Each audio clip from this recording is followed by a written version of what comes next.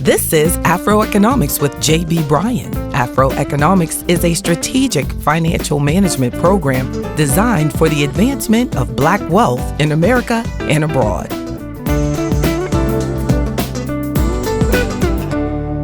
Black wealth history. By 1860, America had 4 million slaves, worth a total of $3 billion in that day's currency. According to a writing by David Blight, the total value of all slaves combined as property in 1860 was greater than the value of every bank, factory, and railroad in the United States of America. That's amazing. By 1860, America had 4 million slaves worth more than $3 billion, I repeat. As a result, there were more millionaires in Mississippi Valley than any other part of the country at that particular time. And now that area is one of the poorest areas of America. Throughout the 246 years when slavery was an institution in the United States, the forced free labor extracted from enslaved men, women, and children allowed their white slave owners to accumulate massive amounts of wealth. It is not often we actually take the time to think about what this free labor has meant to the wealth-building potential of slave owners and what has it cost Black descendants of slaves. Another fact I didn't know is that reparations for slavery has been already paid. But the reparations were paid to the slave owners, not the slaves. On April 16, 1862, more than 8 months before the Emancipation Proclamation was issued, Abraham Lincoln signed a bill ending slavery in the District of Columbia. It provided for immediate emancipation of slaves and compensation to the slave owners loyal to the Union of up to $300 for each freed slave. So for over those next 9 months after April 16th, 1862, the Board of Commissioners appointed to administer the act approved that they could compensate the former owners for the freedom of 2,989 former slaves. So Lincoln's administration paid out about $1 million to slave owners in reparations, all of those slave owners in D.C., for the loss of what was seen as property. So why is the wealth gap so huge? Because you see all of these studies that show Black wealth dramatically lower than white wealth. I've even seen studies of Black wealth being 1/10 of white wealth. Even as our income is growing, our wealth is not. It turns out that the government has played a central role throughout the U.S. history. Countless specific laws, policies, rules, and court decisions have made it more difficult for people of color to build wealth. And for many of our ancestors, the government actually transferred their wealth to their white owners. Now, more than 50 years ago, on the March of Washington, Martin Luther King said in his I Have a Dream speech, he talked about the economic state of our Black community. Way back then. He said that we're living in the lonely island of poverty in the midst of a vast ocean of material prosperity. Dr. King was saying that America has defaulted on a foundational promissory note of opportunity when it came to its citizens of color. He said they were writing a check to Black families that had been returned as being insufficient funds. Now, more than that 50 years after King's words on racial economic injustice, they still hold true today, despite the progress that many of us have made since 1963. Our economic problems still exist and are undoubtedly having an economic impact on all of America because Black wealth matters. So here's a breakdown on the legislation and the policies that I'm referring to. From America's earliest years of European settlement in 1860s until, from the beginning of their time here until the 1860s, Black people were considered assets for their owners, bought and sold, and the owners created even more wealth from the slaves' children. And slaves and their labor was the basis of wealth creation for plantation owners. And slaves and their labor was the basis of wealth creation for the people who owned and operated slave ships. Slaves and their labor was the basis of wealth creation for the companies that even insured the slaves and insured the slave ships. So at the end of the Civil War in 1865, the Freedmen's Bureau and the occupying Union Army decided to distribute land to ex-slaves, the 40 acres and a mule. Well, then the Freedmen's Bureau disbanded about 7 years later, and most of that land that went to slaves was returned to the former white slave owner. Slaves then became sharecroppers and perpetually in debt. They could never pay it off in many cases. On May 20th, 1862, there came along the Homestead Act, and it accelerated the settlement of the Western Territory, granting adult heads of families 160 acres of public land for a minimal filing fee, and they must live on that land for 5 years of continuous residence, and then it's their land. Well, that's 1862. In 1883, we lost the right to protect ourselves. The Supreme Court overturned the Civil Rights Act of 1875 that had given Blacks the right to protect themselves and their property. And then by 1900, Southern states passed laws that kept African Americans separate and unequal. And some Black families and communities still continue to prosper and do okay, but many of their homes and businesses were destroyed and people were lynched. And we know the example of June 21, 1921, where the entire community was burned down and 600 Black businesses were ruined in Tulsa, called Black Wall Street. I'm J.B. Bryan, the creator of Afroeconomics, a strategic financial empowerment program based on 10 timeless financial principles like generational wealth and legacy, financial knowledge, credit confidence, entrepreneurship, self-reliance, and more. Afroeconomics gives you the guidance and tools you can use to develop and sustain wealth. Check out Afroeconomics on your favorite social media platforms. You will find us everywhere. Plus, enjoy my weekly Afroeconomics podcast. There are many levels of Afroeconomics membership, including the free online access membership level called No Excuses. So make no excuses and check out Afroeconomics.com today. Powered by J.B. Bryan Financial Group, Incorporated, a registered investment advisory firm. #Afroeconomics. So let's think about this. Let's look at some other legal moves that hurt us.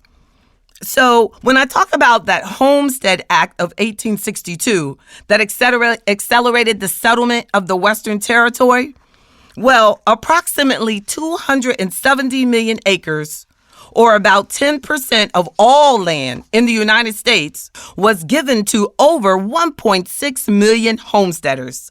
Today, research finds that 46 million adults, or about 20% of the U.S. population, can potentially trace their family's history of building wealth to that one public policy.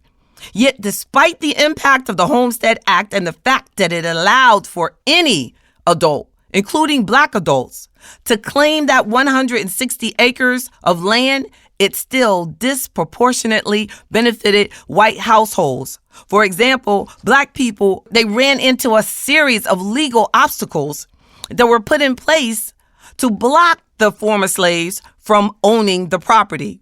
They couldn't claim legal ownership of the land offered by the Homestead Act. The Homestead Act was made possible because of land stolen, actually, by the government from Native Americans. And then let's look at, in 1935, the denial of Social Security to farm workers and domestic workers. Yes, in 1935, there was the beginning of the groundwork of the nation's Social Security safety net infrastructure, where it was laid out to allow you to get Social Security. Yet, despite how important that new legislation was, it excluded a third of all American workers, including farm workers and domestic workers. And they were predominantly Black people. They were excluded from Social Security coverage. The cost of exclusion from Social Security coverage was about $143 billion adjusted for inflation. So white workers were denied as well. But the overwhelming majority of that particular farm workers and domestic workers population were Blacks and other people of color. So we bore the brunt of the impact of being denied that coverage. And as we move on, think about federally sanctioned housing discrimination. Yes, between 1934 and 1968, the Federal Housing Administration, the FHA, along with other public and private sector actors like the Federal Home Owners Loan Corporation, intentionally shut us out from the opportunity to purchase homes through the practice of redlining.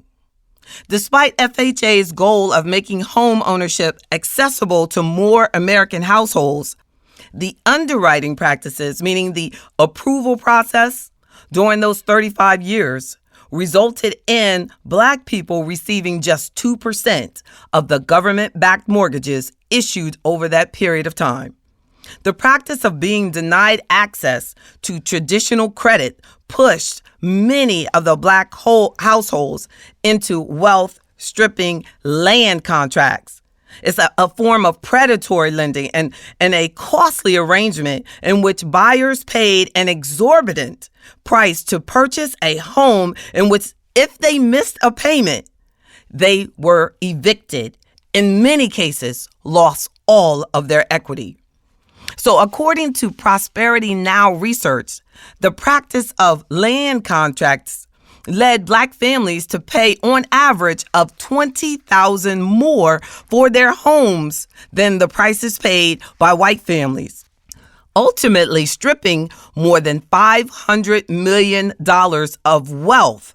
That's $3 billion adjusted for inflation from families that look just like you over that 30-year period.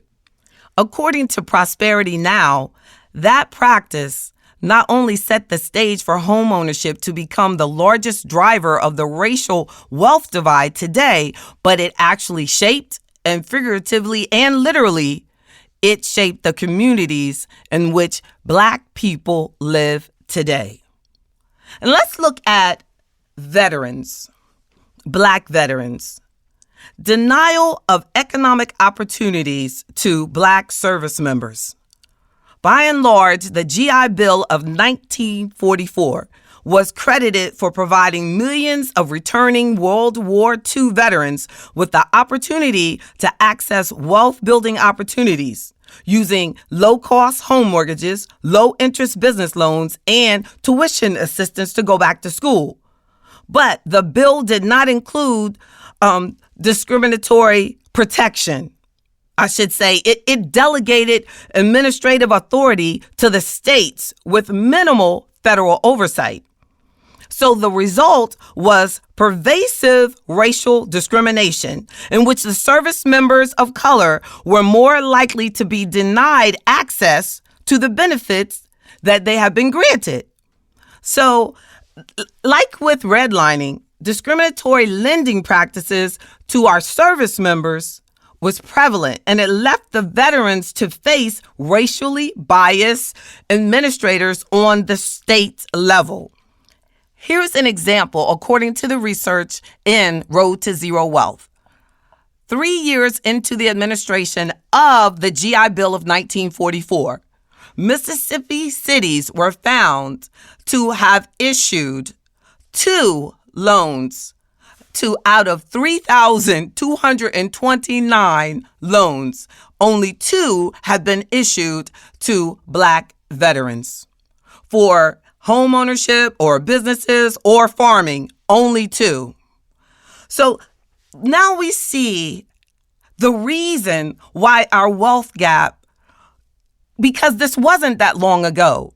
So those are your grandparents, your parents' parents, or it could be even you. You may, these are within our lifetime. These are things that have existed within the last 60, 50 years. And what's going on today? Well, what policies do you think are impacting you today? Well, I feel that there is a lack of political interest in making sure our young people are prepared to enter the workforce. And we are depending too much on the traditional college experience as a way to build wealth when it's not happening. I believe that we need to have skills and technical training needs to come back into our communities. And we need to create more entrepreneurship and encourage each of us and all of us, and especially our young people, to get skills and to start businesses and to increase their education and training. I believe that minimum wage is a challenge for us, and that we need to make sure we speak up to our politicians about having an increase in minimum wage. There's a lack of affordable housing that is impacting our community greatly. And we need to create more business incentives to encourage businesses to want to be in our neighborhoods, to train our community to do things instead of putting all of the training and their resources in training in other countries. There's people and a Black population that wants to be trained. And we can recover, and we have been recovering, but because we're making higher incomes, but we need to make sure that we save more and that we do more for the future. Think in generations, not just in months. Avoid materialism. Avoid education loans. Avoid car payments. Consider riding the bus. Consider saving up for a larger down payment for our home purchases. Who wins when you put just a little bit down on your home? Even if the government allows you to get a loan with a small down payment, they're charging you more because of the risk involved in you not having any equity in your home. Take steps to leave an inheritance. Think about generational wealth. Consider an appropriate insurance policy if you don't have the savings at this point, but you have children or a spouse, someone depending on you to help with bills. Make sure you're protecting your family. Build a business. Take care of your health. Stop giving our vote away. Speak up on our political demands of building the community, building our training, building our businesses. And for God's sake, make a commitment that we will not be in the criminal system. We have a history of higher conviction rates, and it is true. So let's make sure that that stops and we move forward in power. Register for my events that are happening every week at afroeconomics.com. That's Afroeconomics, and I'm J.B. Bryan. Today's podcast was powered by J.B. Bryan Financial Group, a registered investment advisory firm and the home of Afroeconomics in Virginia, Maryland, Washington, D.C., and New York. Don't forget to subscribe to Afroeconomics with J.B. Bryan on iTunes, Google Play, SoundCloud, Stitcher, and any other podcast directory. If you like what you hear, leave me a 5-star review.